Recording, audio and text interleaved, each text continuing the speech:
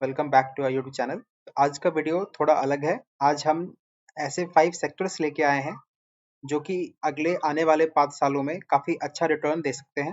इन sectors को choose करते time हमने ये इंश्योर किया है कि रिस्क मिनिमम हो। हमने हर एक सेक्टर से एक-एक स्टॉक चूज़ किया है और हमने उसके साथ कुछ ऑनरेबल मेंशन्स को भी मेंशन किया है। ये जो भी ऑनरेबल मेंशन्स हैं वो थोड़े हाई रिस्क लोगों के लिए हैं, लेकिन उसके साथ-साथ एक हाई रिटर्न भी डिलीवर करने का दमखम रखते हैं। So let's get started with the sectors. तो द 5 सेक्टर्स जो हमने चूज़ किया है वो है banks, chemical sector, IT sector, new age businesses and unlock theme. हमने हर एक सेक्टर में से जो एक-एक टॉप परफॉर्मिंग स्टॉक चूज़ किया है वो कुछ ऐसे है। बैंक्स में एचडीएफसी बैंक, केमिकल सेक्टर में दीपक नाइट्राइट, आईटी सेक्टर में इन्फोसिस, न्यू एज बिजनेस में इन्फोस एज और अनलॉक थीम में जुबिलेंट फूड वर्क्स। सो अगर आपको सिर्फ स्टॉक रिकमेंडेशन चाहिए तो द वीडियो एंड्स हियर, लेकिन अगर आप इन सेक्टर्स को चूज करने का रैशनल जानना चाहते हैं तो continue. So the first sector is the banking sector. Now हमने बैंकिंग सेक्टर क्यों चूज किया है, इसके 3 इंपॉर्टेंट रीजंस हैं। The first one is interest rate hike. Now I like to let you on this website Investopedia, जहाँ पे कि इन्होंने अच्छे से बताया है कि इंटरेस्ट रेट हाइक क्यों अच्छा है बैंक्स के लिए। सो बेसिकली बैंक्स का काम होता है पैसा उधार लेकर के वापस से उसको रीडिप्लॉय करना, और इस पे वो एक इंटरेस्ट अर्न करते हैं। सो अगर इंटरेस्ट रेट ज़्यादा होगा तो वो ज़्यादा इंटरेस्ट चार्ज कर पाएंगे अपने उन लोगों से जिनको वो लोन दे रहे हैं। और साथ में बैंक्स, ऐसा जनरली होता है कि जब भी इंटरेस्ट रेट हाइक होता है तो सेविंग्स बैंक अकाउंट पे ज़्यादा इंटरेस्ट हाइक नहीं करते बैंक्स। एज एन उनकी कॉस्ट ऑफ लेंडिंग जो है वो वो ज़्यादा इंक्रीज करते जाते हैं, लेकिन कॉस्ट ऑफ बोरोइंग जो उनकी है उसको वो ज़्यादा इंक्रीज नहीं करते। And that is why banks are poised to win from this interest rate hike. And the second important reason is capex cycle. Now, हमने देखा है कि यूनियन बजट में capex के ऊपर काफी फोकस किया गया है। गवर्नमेंट पुश कर रही है capex के ऊपर, and that is why we think कि बैंक्स भी इससे बेनिफिट करेंगे, क्योंकि ज्यादा capex के लिए ज्यादा पैसे चाहिए होंगे और वो पैसा बैंक्स ही फाइनेंस करेंगी। And this brings us to the third point, that is economic growth. India is set to grow at 8, 9, maybe 10% per annum. और अगर ज़्यादा ग्रोथ आएगी तो उस ग्रोथ के ड्राइवर बैंक्स ही होंगे, बिकॉज बैंक्स ही at the end of the day lend करेंगी, जिससे कि बिजनेसेस थ्राइव करेंगी। तो हमने इस सेक्टर में एच बैंक को चूज किया है। The primary reason for that is कि H bank is the biggest private sector bank in India. Also इसने पिछले 20-25 सालों में it has given fantabulous returns to its shareholders. अगर हम एच बैंक के फाइनेंशियल्स को देखें तो it is one of the best in the banking sector. और इसको चूज करने का एक और प्राइमरी रीजन ये है कि बैंक ने पिछले 1 साल में ऑलमोस्ट कुछ परफॉर्म नहीं किया है। सो पिछले 1 साल में बैंक ने ऑलमोस्ट 5% का नेगेटिव रिटर्न दिया है, and right now it is at a place where you can invest. And the reason कि बैंक ने अच्छा परफॉर्म क्यों नहीं किया है पिछले 5 सालों में, पिछले अप्रैल से, मतलब फाइनेंशियल ईयर 22 के फर्स्ट मंथ से ही जो एफ हैं वो अपना स्टेक लगातार कम करते जा रहे हैं इंडिया में। और एफ की डार्लिंग है एच बैंक। आप देखो तो 38.71% से इन्होंने अपने स्टेक को कॉन्टिन्यूसली कम करते हुए, पहले तो ये 39 तक ले गए थे एक्चुअली, लेकिन वहां से इन्होंने काफी प्रॉफिट बुकिंग करी है कि इन्होंने अभी अपने स्टेक को कम करके 37.47 कर लिया है, और ये लास्ट क्वार्टर का है। अगर रिसेंट क्वार्टर का डेटा अपडेट हो तो उसमें ये फिगर इससे भी नीचे जाने के काफी चांसेस हैं। लेकिन साथ में ही अगर आप देखो तो जो हमारे डी हैं उन्होंने अपने स्टेक को इंक्रीज किया है, और इनफैक्ट पब्लिक होल्डिंग भी इंक्रीज हुई है। H bank is one of the best bank when it comes to banking sector in India. It has very good promoters and you should definitely take a look at this bank. हम banking sector के ऊपर एक अलग से video भी लेके आ रहे हैं। अगर आपको ज़्यादा एनालिसिस चाहिए एच बैंक के ऊपर, you can come and visit. And apart from H bank, आप ICICI बैंक और कोटक बैंक के ऊपर भी अपनी नज़र रख सकते हो। इनफैक्ट अगर आपको थोड़ा ज़्यादा रिस्क लेना है तो you can also look at banks like IndusInd bank and IDFC bank. और the second sector that I am gonna discuss is chemical sector. Now chemical sector क्यों अच्छा करेगा इंडिया में? द रीजन बीइंग कि इंडिया का जो केमिकल सेक्टर है वो 9% से भी ज़्यादा के CAGR से एक्सपेक्टेड है कि वो ग्रो करेगा in the next 4 to 5 years. Currently India का जो केमिकल सेक्टर है वो 178 बिलियन यूएसडी है, which is expected to grow to $304 billion, which is a huge growth. And इस सेक्टर में भी जो बड़ी कंपनीज हैं that are poised to do well because of the capex that they are doing. इस sector में एक और जो प्लस पॉइंट है वो ये है कि चाइना में पॉल्यूशन की वजह से वो केमिकल सेक्टर को डिग्रो कर रही है. Government is putting a lot of regulations on the chemical sector in their country, और वहां से जो भी कंपनीज शिफ्ट हो रही हैं, वहां से जो भी अपॉर्चुनिटीज शिफ्ट हो रही है वो इंडिया में आ रही है. And that is why chemical sector in India is going to do well. Chemical sector में बहुत सारे स्टॉक्स ऐसे हैं, बहुत सारी कंपनीज ऐसी हैं जो कि अपना कैपिटल एक्सपेंडिचर प्लान कर रही है. वो अगर ज़्यादा केपेक्स कर रही हैं, इसका मतलब है कि वो ज़्यादा प्रोडक्शन बढ़ाना चाह रही हैं अपना, और वर्ल्ड में मार्केट शेयर गेन करना चाह रही हैं. And India is definitely going to export a lot of chemicals, specially speciality chemicals. और उसकी अगर हम बात करें तो Deepak Nitrite is poised to do well. It is a mid cap company. In fact it has given very good returns to its investors. और हमने इसको चूज इसीलिए किया है क्योंकि अभी करेंटली ये अपने ऑल टाइम हाई से काफ़ी डिस्काउंट पे चल रहा है. इनफैक्ट 20% से भी ज़्यादा के डिस्काउंट पे चल रहा है. इसका जो हाई है वो 3020 का है, वहीं अभी करंट शेयर प्राइस 2365 का है, which is more than 20% discount. सिर्फ stock price is not the reason that we have selected this company.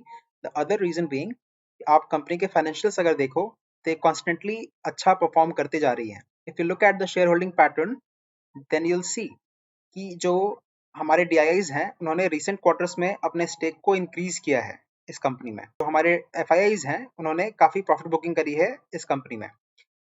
जो प्रोमोटर्स हैं उन्होंने अपने स्टेक को मोर और लेस कांस्टेंट रखा है. The other reason for choosing Deepak Nitrite is इनका capex plan. So the company has planned a lot of capex. इन्होंने इनफैक्ट 700 करोड़ का केपेक्स प्लान किया हुआ है, और जैसे ही ये केपेक्स इनका पूरा होता है और इनकी जो फैक्ट्री है वो ऑपरेशंस शुरू करती हैं, तो इनके प्रॉफिट और इनके रेवेन्यू दोनों में ही एक अच्छा जंप आएगा. इसके कुछ पीयर्स हैं, आप उसके ऊपर भी ध्यान दे सकते हो, जैसे कि some honourable mentions would be SRF. Also I like to mention Navin Fluorine, that is also a very good company. आप अल्काइल अमाइन और बालाजी अमाइंस के ऊपर भी ध्यान रख सकते हो. इनफैक्ट अल्काइल अमाइन अभी काफ़ी करेक्ट हो चुका है अपने ऑल टाइम हाई से. उसके क्वार्टरली रिजल्ट्स उतने अच्छे नहीं थे, कॉस्ट प्रेशर की वजह से प्रॉफिटेबिलिटी थोड़ी सी कम हुई थी. But again these kind of drops due to quarterly reasons is a very good opportunity for you to enter into the stock. The next sector that is going to do well is the IT sector, information and technology sector. इसका दो main reason है. पहला तो है economic growth, और दूसरा है the push towards digitisation. जैसे जैसे इकोनॉमी ग्रो करेगी वैसे वैसे सारे सेक्टर्स ग्रो करेंगे, और उसमें भी IT सेक्टर को डबल बेनिफिट होने वाला है, क्योंकि अब it is the age of digital world. हम डिजिटल वर्ल्ड में इंटर कर रहे हैं, हम ऑटोमेशन की तरफ जा रहे हैं. हमारी अब सेल्फ ड्राइविंग कार्स आने वाली हैं, या फिर कार्स में जो भी ऑटोमेशन हो रहा है उन सब में जो IT सेक्टर की कंपनीज हैं उनका ही फायदा होने वाला है. और इस सेक्टर में without a doubt the best company to invest is Infosys. Even after being a very large cap company, in fact a mega cap company, ये कंपनी काफ़ी अग्रेसिव है अपने ग्रोथ के लिए. Also, the company has very good corporate governance. And again, the honorable mentions would be TCS, Tata Elxsi, which is going to benefit from the automation. KPIT Tech, again, another company involved in automation. And there is one risky stock, that is Expliosol. ये बहुत ही छोटी company है. In fact it has a market cap of only 1600 crores. लेकिन ये software testing में काम करती है कंपनी, और आप इसके ऊपर भी ध्यान रख सकते हो. इनफैक्ट इसका ROC और ROE is very good numbers actually, और ये अपने ऑल टाइम हाई से काफ़ी करेक्ट भी हो चुका है. But we are not going to talk about this. हम आज इन्फोसिस के ऊपर अपनी डिस्कशन को लिमिट करेंगे. सो the company is right now, अभी ये ऑलमोस्ट 200 पॉइंट्स लो चल रही है अपने ऑल टाइम हाई से, which is all around 10-11% discount पे चल रही है company. The company has delivered very good returns. बहुत सारे अपने एम्प्लॉयज़ को इन्होंने मिलियनेयर बनाया है. यस. और कंपनी आगे भी काफ़ी एग्रेसिवली ग्रोथ पे फोकस कर रही है. अगर आप इनके क्वार्टरली नंबर्स, आपके इनके प्रॉफिट लॉस स्टेटमेंट किसी को भी देखो, तो you'll see the company has done really good. In fact, compounded sales growth is more than 14% for the past 10 years or trailing 12 months. Last 12 months का जो डेटा है उसमें 19% से ग्रो कर रही है ये company, which is again very good. और इसके अंदर FII DII होल्डिंग सब कुछ is one of the largest, 33%, one third से भी ज्यादा FIIs होल्ड करते हैं। और पब्लिक के की होल्डिंग भी काफी ज्यादा है, पब्लिक की कन्विक्शन काफी ज्यादा है इसमें। Other stock that I will recommend is happiest minds. उनके जो प्रमोटर हैं मिस्टर सूता साहब, उन्होंने माइंट्री स्टार्ट किया था, but there was a lot of fiasco between him and L&T, and eventually L&T ने acquire कर लिया था उसको, और उन्होंने उसके बाद एक अलग से कंपनी स्टार्ट की, Happiest Minds. This has given good returns already, and I am sure that this is going to do well. The other sector that I am very bullish on is new age businesses. अभी क्या है कि new age business हम सब जानते हैं कि ये अच्छा करेंगे आगे, but there are lot of companies in this जिन्होंने अपने इन्वेस्टर्स का काफी पैसा डुबाया है। I will start with Paytm और पॉलिसी बाजार, और you can say Nykaa as well. But trust me guys, these stocks are the future. Maybe you should wait for some time before entering into these kind of stocks. But again, if you hold enough, अगर आप लंबे time तक hold करते हो तो आपको ये companies काफी अच्छा रिटर्न बना के देंगी, जरूर देंगी। और in fact there is a proxy play as well, आप इसके ऊपर एक प्रॉक्सी प्ले भी कर सकते हो। That is why I have mentioned Info Edge. Info Edge इस तरह की छोटी कंपनीज में काफी अर्ली राउंड्स में इन्वेस्ट करती है।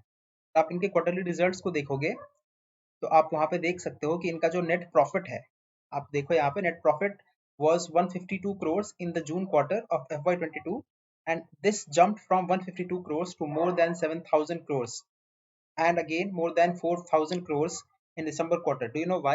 Because इसी क्वार्टर्स में इन्होंने पॉलिसी बाजार और जोमेटो में अपनी स्टेक को सेल किया था। यस, जोमेटो और पॉलिसी बाजार में आप आज इन्वेस्ट कर रहे हो, and this company has invested at very early round. So अगर आपको ऐसा लगता है कि इंडिया में स्टार्टअप्स का एक बूम आने वाला है, Info Edge is the stock to. Also इस सेगमेंट में मैं आपको कुछ और कंपनीज का नाम बताऊंगा, जैसे कि रूट मोबाइल, एप्पल और MapMyIndia. Again these are very small stocks. In fact, MapMyIndia is a small cap company. Root Mobile and Apple, you can say that these are mid cap company. And the last sector that I'm going to talk about is the unlock theme. Now, yes, this is not a sector, but yes, this is something that I really think is going to do well in the future. Unlock theme हमने क्यों choose किया है? हमने choose इसीलिए किया है because पिछले 2-2.5 साल से हम लोग सब घर में बंद हैं, but we are itching to go out. हम वापस से अपने नॉर्मल लाइफ में जाना चाहते हैं, और वहाँ पे कुछ स्टॉक्स हैं जो कि काफ़ी बेनिफिट करेंगे इस चीज़ से। The first one is Jubilant Food Works. Now why is this good bet? There are two reasons. First I will give the fundamental reason and then the technical reason. आप अपने लोकेलिटी में अगर Domino's का कोई भी outlet है, you go there, आपको पता चलेगा कि कितना बिजनेस कर रहा है। वहाँ पे वेटिंग, आपको वेट करना पड़ेगा, टेबल्स खाली नहीं है। The business is booming for this company. And the second technical reason is कि ये अपने all time high which is around 4600, इससे काफी सिग्निफिकेंटली लो ट्रेड कर रही है, विच इज 3200। ऑल्सो कंपनी ने अपना क्वार्टरली रिजल्ट पेश किया है, और उसमें कंपनी ने काफी अच्छा ग्रोथ शो किया है। आप देख सकते हैं कि सितंबर क्वार्टर में कंपनी ने 1116 करोड़ का बिजनेस किया था, which has increased to 1211 crores, which is a good increase. Net profit जो है वो भी कंपनी ने काफी अच्छा शो किया है, इनफैक्ट 10% से ज्यादा का जंप शो किया है कंपनी ने quarter on quarter, which is again very good number. अगर आप प्रॉफिट एंड लॉस स्टेटमेंट देखो तो कंपनी ने लगातार पिछले 10 सालों से अपने इनकम को इंक्रीज करते गई है। रेवेन्यूज जो कि पहले 2010 में 424 करोड़ के आसपास हुआ करती थी, that has increased to more than 10 times, more than 4,200 crores in the past 10-12 years. जो प्रॉफिट है वो भी 33 करोड़ से बढ़ के अभी 429 करोड़ तक चली गई है। So the company is going to do well future में भी, and you can definitely have a look on this kind of companies. Other honorable mentions में वो है PVR. Now why I am bullish on PVR? Because movie is something कि हम सिर्फ movie देखने नहीं जाते थिएटर्स में, it is kind of a celebration for us.